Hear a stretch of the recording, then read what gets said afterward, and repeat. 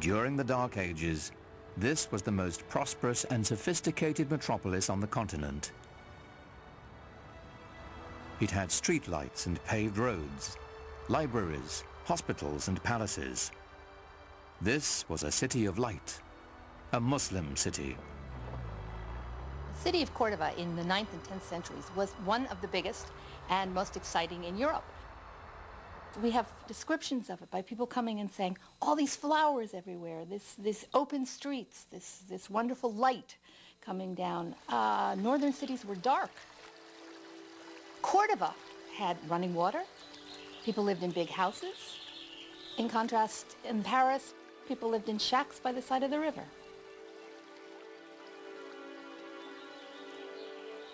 The glory of medieval Cordoba is here, in what is now the great Roman Catholic Cathedral in the middle of town. But the Cordoba Cathedral of today began its life as a mosque, one of the grandest of the Islamic Empire. The Great Mosque in Cordoba was simply the biggest mosque in the biggest city in southern Europe. When you climb up into the church tower, which used to be a minaret, you look out over this expanse of roof, it's quite amazing to see this cathedral, complete with flying buttresses, popping up out of the middle of this massive mosque.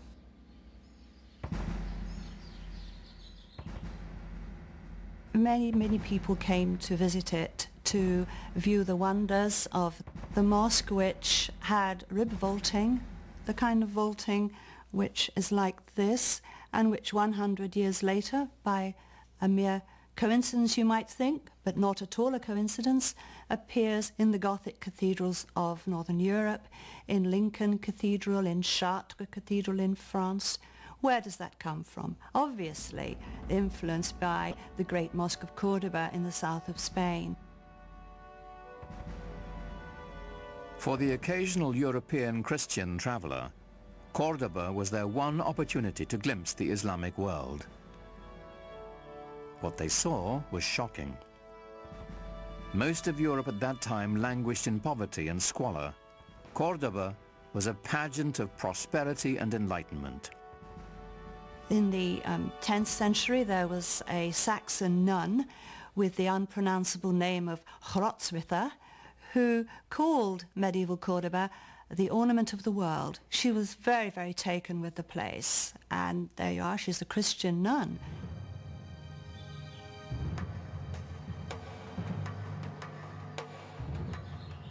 As Europeans made their way from the cold stone of their northern castles into the glorious Muslim cities of southern Spain, they couldn't help but be impressed.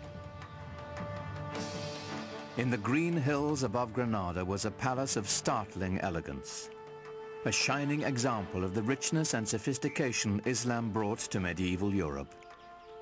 It is called the Alhambra. The Alhambra is perhaps the most famous example of Islamic architecture to most Westerners. It is the best remaining example of what a medieval Muslim palace would have looked like.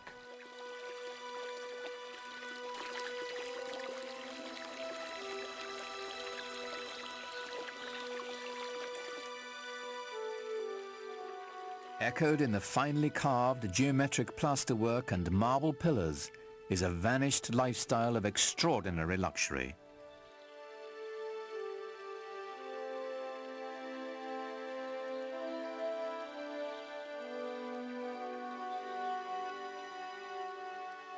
The Alhambra reveals the pinnacle of Islamic culture and urbanity. The beauty of the Alhambra is not so much in the individual details. No, it's more the combination of everything. That is, this wonderful sort of orchestrated interplay of different textures and surfaces, of light and space and water playing inside and outside of buildings.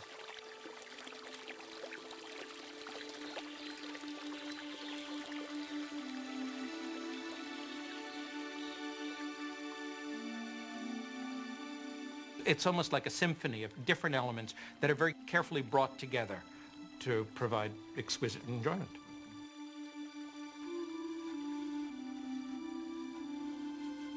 Here, the Muslim elite relished the good life.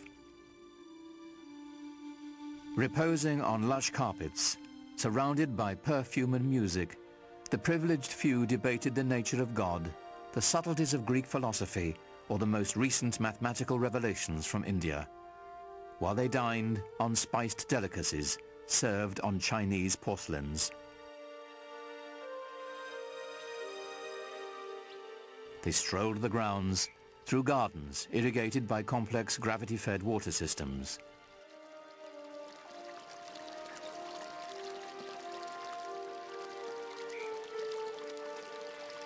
How far Muhammad's followers had come from the life of desert nomads. How distant they felt from the rest of the European continent they now shared. Christian Europe, due north, was struggling on through the Dark Ages.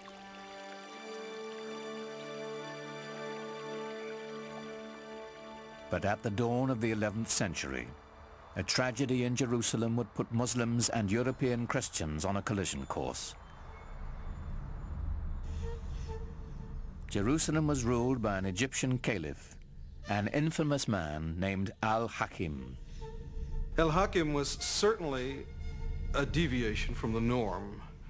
Clinically speaking, I suppose today we'd regard him as a madman, as someone who was simply insane. For 200 years, Christian holy places in Jerusalem had been respected and protected by Muslim rulers. In 1009, the Egyptian ruler Al-Hakim broke with that tradition. He ordered the holiest church in Christendom destroyed. And horror of horrors, he burnt down the Church of the Holy Sepulchre in Jerusalem.